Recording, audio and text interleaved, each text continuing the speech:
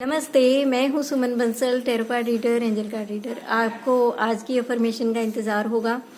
कल वाली तो नेटवर्क इशू के कारण थोड़ा टाइम से नहीं पोस्ट हो पाई और सुबह हुई, तो दिन में मैंने एक और इम्पॉर्टेंट विषय था उस पर मैंने अपलोड किया और आज की अफर्मेशन के लिए मैं अभी समय निकाल पाई हूँ।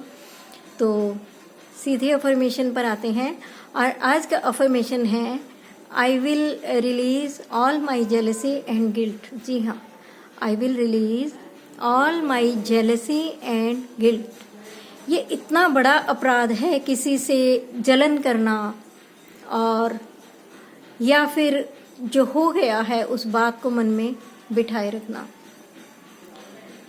देखिए, शायद सभी दोषों की निवृत्ति हो जाती होगी, लेकिन ये जो जलन है, किसी के प्रति ईर्ष्या है, इससे आपको कभी भी मुक्ति नहीं मिल सकती।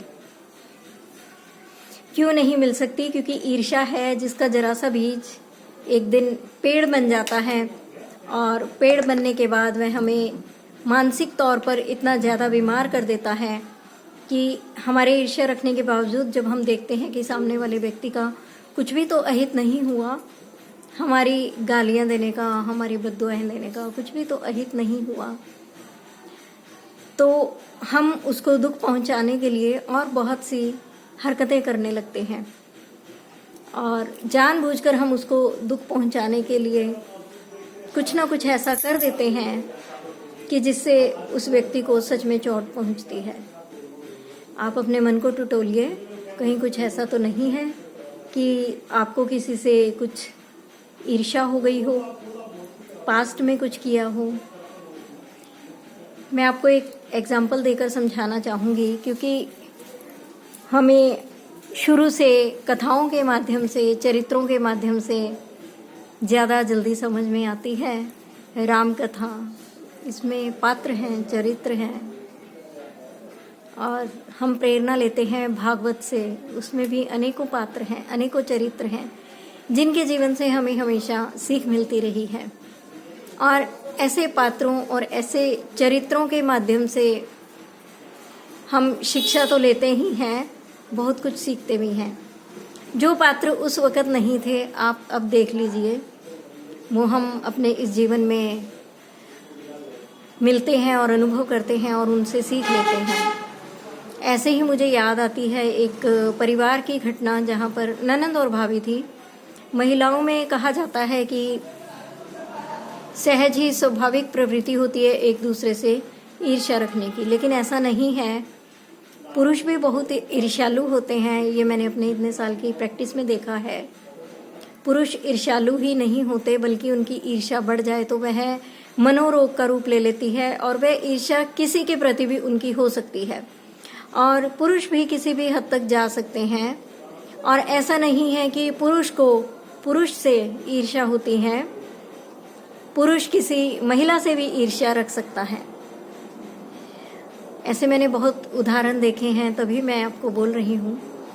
तो बात करते हैं उस फैमिली की कि जहाँ पर मैंने ये देखा कि ननंद और भाभी, ज़्यादा उनमें उम्र का अंतर नहीं था। उनकी शादी हुई और लगभग बच्चे जो थे 1-2 साल के अंतर से समान आयु के थे।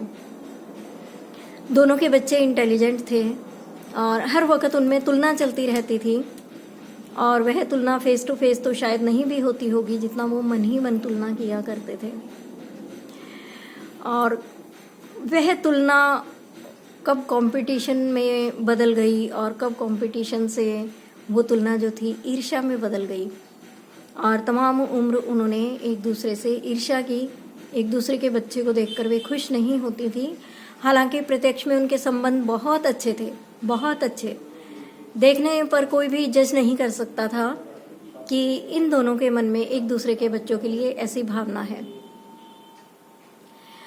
और मुझे भी यह बात के इस स्टडी करने पर समझ में आई। और वे दूसरे के बच्चे की तरक्की से इतना ज़्यादा चिढ़ती थी कि उनके अहित के बारे में भी सोचती थी, क्योंकि समय के अनुसार ईर्ष्या का जो बीज था वह फलीभूत हो चुका था। वह पौधा और पौधे से पेड़ बन गया, विकार आ गया मन में, तो वे सहन ही नहीं कर पाती थी एक दूसरे के बच्चे की ग्रोथ को लेकर। उसके मन से उसके लिए कुछ अहितकारी चीज़ें निकला करती थी, तो दूसरी महिला के मन से भी ऐसा ही निकलता था। और वैसे भी प्रकृति का नियम है कि आप जो बीज बोएंगे वही तो पेड़ आप जीवन में पाएंगे। अब उन दोनों को ऐसा नहीं है कि एक दूसरे के नज़र एक दूसरे के बच्चे पर लग गई, उनको उनके किए हुए कर्मा ही बैक में मिल गए। अब जब शादी हुई तो एक बच्चे की मैरिड लाइफ संकट में आ गई, एक टोटल फेलियर में मैरिड लाइफ, क्योंकि उनका क्या पाप था? उनका पाप था दूसरे की संतान के प्रति ईर्ष्या का भाव रखना। और जो दूसरी महिला थी उनके यहाँ वंश वृद्धि नहीं हुई। बच्चे की मैरिड लाइफ तो अच्छी रही लेकिन वंश वृद्धि नहीं हुई। अब हम इस बात से क्या समझें कि उन्हें उनकी ही ईर्ष्या खा गई। दूसरे से ईर्ष्या रखना, हर वक्त ईर्ष्या रखना, अगर वह व्यक्ति अपने जीवन में सही है तो आप कुछ कर नहीं पाएंगे। ईर्ष्या रखने से कोई लाभ नहीं है। सिर्फ अपने मन को चेक कीजिए और ये फालतू की बातें अपने मन से निकाल दीजिए। किसी के पास जो कुछ भी है वो उसके कमाए हुए कर्म है, वह ईश्वर का आशीर्वाद है। तो आपको अपना किया हुआ कर्म ही बैक मिलता है। ईर्ष्या करेंगे, कुछ अहितकारी बोलेंगे, अहितकारी करेंगे तो उसका जो आपको रिवर्स मिलेगा वह कभी कभी सहन करने योग्य भी नहीं होता, सहा भी नहीं जा सकता।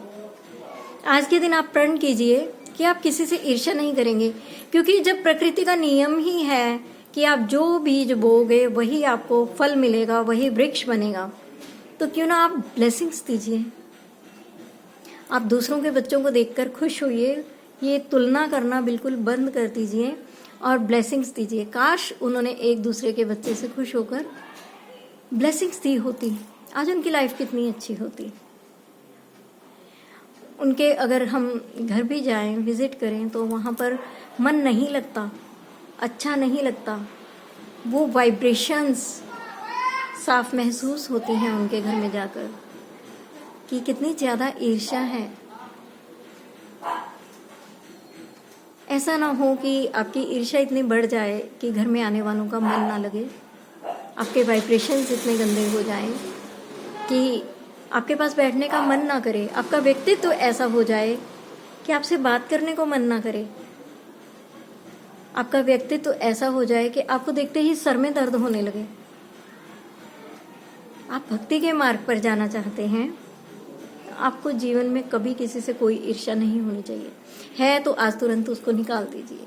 और दूसरा है रिग्रेट, पछतावा, गिल्ट।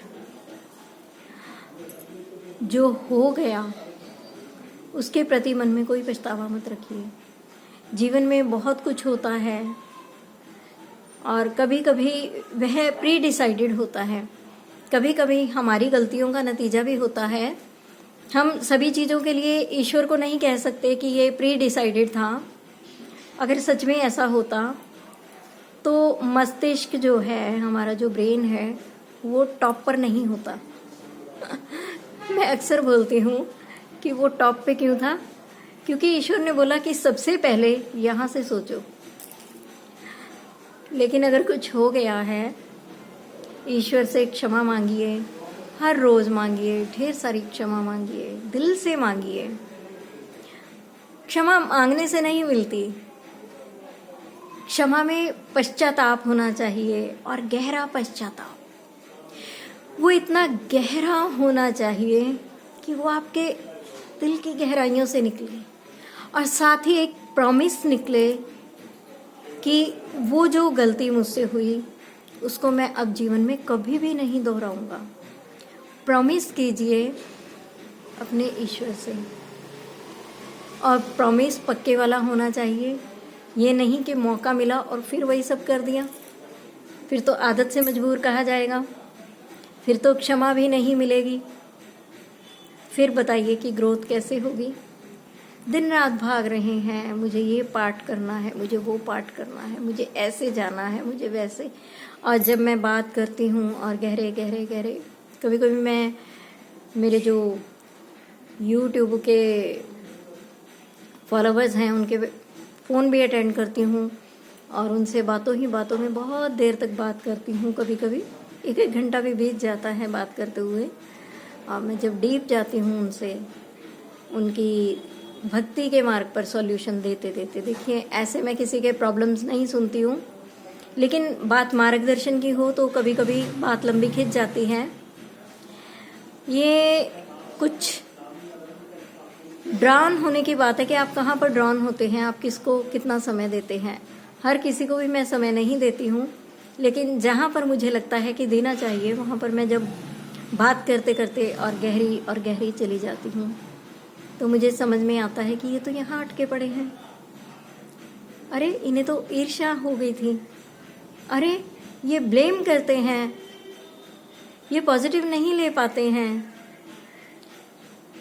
तो मुझे वहाँ जाकर करेक्शन करनी पड़ती है, उनको समझाना पड़ता है, काउंसलिंग करती हूँ और वो समझ जाते हैं।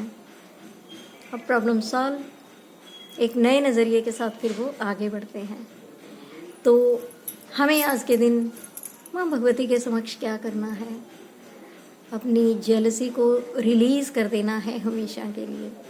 नहीं कर पा रहे हैं तो 1 बार 2 बार 3 बार पॉजिटिव थॉट्स रखिए, रिस्पेक्ट कीजिए, जेलसी की बजाय ब्लेस कीजिए, रिस्पेक्ट कीजिए, फिर देखिए कैसे सब कुछ मल्टीप्लाई होकर आपके पास आता है।